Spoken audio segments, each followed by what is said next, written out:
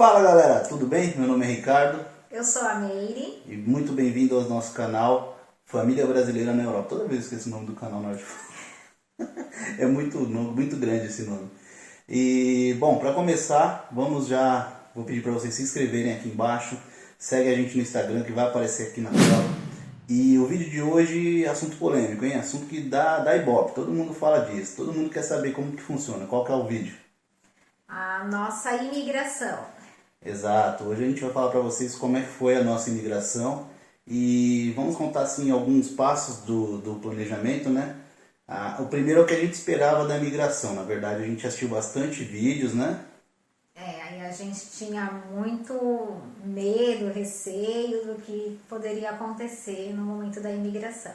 Então a gente se preparou, viemos com tudo certinho, né? Aquilo que pede. Se você não sabe o que você precisa para passar como turista na imigração, você tem que ter a passagem de ida e de volta, o seguro viagem, o que mais que eu estou esquecendo?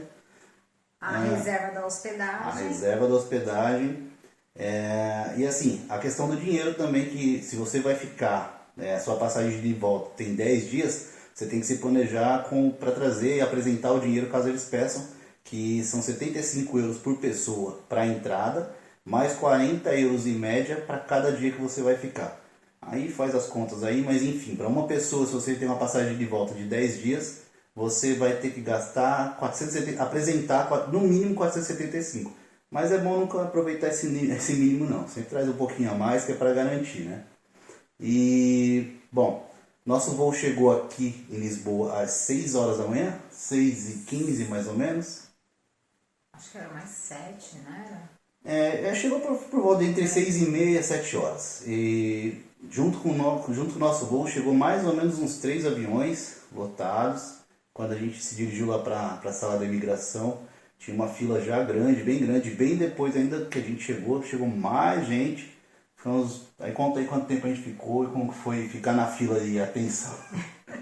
Não, a gente ficou em torno de 1h30, né, no total. E quando a gente chegou, a fila até que estava andando rápido. Porém, como era muita gente, por esse motivo que levou todo esse tempo, né? Então, na fila é aquele anda e para. Então, a gente não chegava a ficar nem 20 segundos parado, tava sempre dando alguns passinhos. E a Melissa, né, nós viemos com a nossa filha, que tem hoje 5 anos, completou 5 anos aqui em Portugal, ela chegou aqui com 4 aninhos. E foi bem difícil, né? Na fila não parava quieta, cansada do voo. E a gente carregando as bagagens de mão, boneca dela. Então assim, e ela não tava, já estava bastante sem paciência. Queria descansar, queria ficar sentada. E calor, eu tava com calor porque eu tava com muita blusa. Uma blusa muito pesada. E a gente veio preparado para chegar aqui no inverno, no frio. Eu pelo menos estava com bastante calor. Não, tava quente. Na fila ficou quente porque tava o tempo inteiro em movimento e era muita gente. Então não tinha como realmente sentir frio. Aí no caso, na fila cada um tava com uma bagagem de mão e também tinha a bagagem de mão da Melissa e mais boneca, mais iPad, mais alguns acessórios que estavam fora da bolsa que não coube. Então nós tivemos que trazer na mão. E aí nesse caso, assim, ficava naquele. A Melissa ficou bem cansada também por conta disso. Não tinha como pegar ela no colo, por conta da gente também estar cansado, estar com as bolsas. E as bolsas também estavam bem pesadas, apesar que passaram dentro do limite. Porém, né, o cansaço da viagem incomoda. O nosso voo foi direto, né? Nós viemos de São Paulo direto para cá, para Lisboa. E o voo durou 9 horas e 40 minutos, mais ou menos. Ainda falando um pouco da preparação, então, nós viemos com tudo muito certinho, a passagem de volta, reserva feita e paga, né? Porque quando chegou aqui a gente descobriu que tem um pessoal que faz compra de passagem de volta cancelada, que compra e depois cancela e pega o dinheiro de novo. A gente não fez nada desses truques aí, eu nem recomendo, tá? Eu aconselho que se você vai vir, se você se planejou, você nem que gaste um pouco mais, mas vem com tudo certinho, evita qualquer tipo de problema, porque qualquer coisa que acontecer fora do seu planejamento, você volta para casa. Então venha com a passagem de ida e volta, venha com a reserva do hotel paga, não faça também o cancelamento depois, só para imprimir o comprovante. Até a reserva do carro eu trouxe impresso, a gente alugou um carro, então eu falei assim, isso também acho que serve para poder apresentar caso eles peçam, né? Mas enfim, vamos parar de enrolação e vamos falar como foi a imigração, né? Depois de 1h40, 2 horas, não sei, na fila, e aquela tensão, eu já não conseguia nem olhar lá pro guichê, porque eu tava de tanta preocupação e medo, né, de, sei lá, alguma coisa, alguma reação que eu tenha na fila, o pessoal chamar a atenção de alguém, do pessoal de controle de imigração.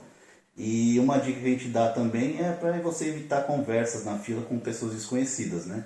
Se você está em grupo ou está sozinho, fica conversando só com quem está com você, ou se estiver sozinho, põe um fone de ouvido, escuta uma música. Evita conversa, porque às vezes isso sim chama bastante atenção deles, tá? Ainda na fila, pensando no que eu ia falar, na preocupação de como seria, eu me lembrei de quando eu viajei, uma viagem que eu fiz em 2013 para os Estados Unidos, que eu estava indo realmente de férias, e eu me lembrei que quando eu cheguei lá, eu passei pela imigração, e os Estados Unidos também tem esse mesmo controle daqui, talvez até um pouco mais rígido, né, porque lá a imigração é mais controlada. E eu me lembrei que quando eu cheguei no guichê, eu não entendia como funcionava, porque era a minha primeira viagem assim para algum lugar que eu tinha que fazer a imigração. Eu simplesmente cheguei no balcão, esperei eles perguntar o que tinham que perguntar, entreguei meus passaportes, né? Que ele pediu meu passaporte, com o visto. Ele fez as perguntas de praxe e eu passei. Então eu falei pra ela assim, a gente tinha uma pasta com tudo certinho, porque é isso que você vê nos vídeos do YouTube do pessoal que já tá aqui, as recomendações, né? Traz tudo certinho, tudo já encadernado, vamos dizer, para você apresentar. Mas eu digo para fazer diferente. A minha dica é, traz tudo certinho, deixa tudo ali pronto para apresentar, mas dentro da bolsa. Vai pro guichê somente com o seu passaporte, que foi a ideia que eu tive e pelo menos pra gente funcionou bem, né? Assim que eu cheguei lá no guichê, ele só falou passaporte, só apresentei o de nós três. Ele olhou, fez as duas perguntas. Ele primeiro perguntou se a gente ia ficar somente em Lisboa, e eu disse que sim. E ele perguntou quanto tempo, eu falei 10 dias, que era o período da passagem. Ok, boa viagem, carimbou e passamos, né? E aí, respirou já nessa hora? Foi a primeira respirada, mas não foi completa, foi pela metade. Porque depois disso tem outra parte, né? Depois que você passa dali, ok, carimbou, seja bem-vindo a Portugal, vai. Mas a gente ouviu falar de outra parte que é bem temida também, né? Sim, a parte da alfândega, que fica bem na saída, né? O pessoal de alfândega, eles faziam controle das malas, assim, do que você trouxe, ou não sei, talvez para ver questão de drogas, alguma coisa desse tipo. Então a gente escutou falar que mesmo depois que você passa ter o passaporte carimbado, você pode ir separado pela alfândega para eles abrirem a sua mala, investigar se tem alguma coisa ilegal. A mala despachada, né? Porque depois que você sai dali, vai para a esteira, pegar a sua bagagem e aí depois passa na parte de alfândega. Quando a gente chegou para pegar nossas malas, uma surpresinha. O que aconteceu? Uma das malas tinha sido violada, teve o lacre rompido, estava fechada, mas teve o lacre rompido. Aquele cadeadinho de segurança lá. E até hoje a gente não sabe quem pode ter aberto a mala. Se foi lá no Brasil, a Polícia Federal, para algum tipo de inspeção, se foi aqui, por algum tipo de inspeção, ou se foi algum funcionário com má intenção de roubar alguma coisa, né? A gente sentiu falta de coisas dentro da mala assim, sumiu... O que sumiu? Um pacote com vários remédios. Nós trouxemos bastante remédio, né? Ela dividiu, na verdade, na hora de organizar as 3 malas grandes que a gente ia despachar, colocou um pouco de remédio em cada um. Remédio de dor de cabeça, para gripe, dor muscular, essas coisas que a gente toma no dia a dia no Brasil, né? E como a gente não sabia como seria a questão de compra aqui, a gente preferiu trazer. E foi dividido entre as malas. Então, essa mala, eles além de terem aberto, por isso que a gente acha que pode ter sido a polícia ou algum tipo de controle, porque sumiu somente os remédios. E eram muitos comprimidos, na verdade. Todos eles estavam com bula. Eu só tirei da embalagem, deixei com bula e coloquei dentro de um saquinho transparente. Mas eram muitos. Então, talvez por isso tenha chamado a atenção. É isso aí. Então, assim, a gente pensou se abrir algum tipo de reclamação por causa da mala, por fim, vamos lá, tivemos uma interrupção técnica aqui, a Melissa batendo na porta enquanto a gente estava gravando. E então, retomando aqui de onde eu estava. A gente não sabia quem tinha aberto a nossa mala, a gente poderia ser a polícia ou não. A gente ficou pensando se abrir algum tipo de reclamação no aeroporto. Até já tinha visto casos de outras pessoas que vieram antes da gente pelo Instagram que tiveram problema com a mala e foram abrir reclamação e realmente receberam reembolso depois. Mas a gente estava com tanto medo de ser parado pelo pessoal de alfândega porque na nossa mala tinha muita coisa assim que meio que entregava que a gente estava vindo para morar. Tinha bonecas da Melissa, um monte de brinquedo dela, tinha muita roupa, tinha documentos que a gente preferiu, em vez de enviar pelo correio, mandar na mala despachada.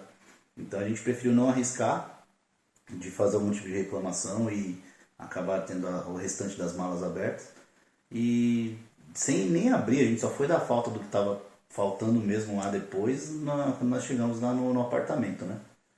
Então saímos da porta, saindo ali, passamos pela parte de alfândega com medo ainda, né?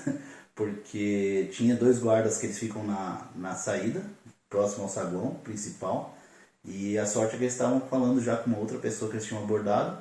Então ali na alfândega nós passamos direto. E assim foi, passamos, entramos em Portugal.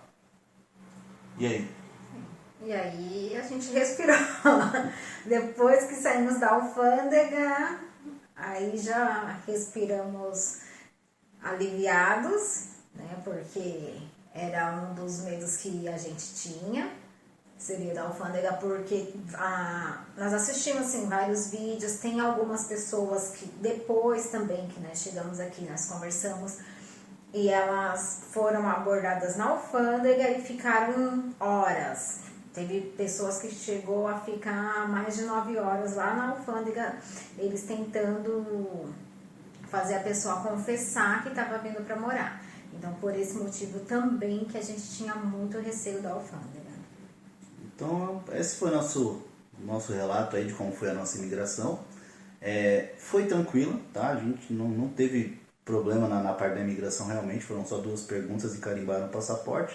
É mais atenção, a preparação que você tem que ter antes e até você passar pela alfândega e chegar no saguão principal, onde a gente foi comprar fomos na Vodafone, comprar o chip de celular para poder ligar, porque o meu nem Wi-Fi no aeroporto não tinha, nada para poder tentar acionar lá a locadora do carro, para a gente poder ir até lá. E é isso, né? Mais alguma observação? Não, acho que é isso. Bom, então é isso, galera. Esse é o nosso relato. Muito obrigado por assistir aqui até o final. Não esqueça de se inscrever aqui embaixo, tá? Clica aí, ajuda a gente, dá essa força. Compartilhe o vídeo com pessoas que você sabe que tem o interesse de vir para Portugal, que está em fase de planejamento. E tamo junto. Até a próxima. Até! Tchau!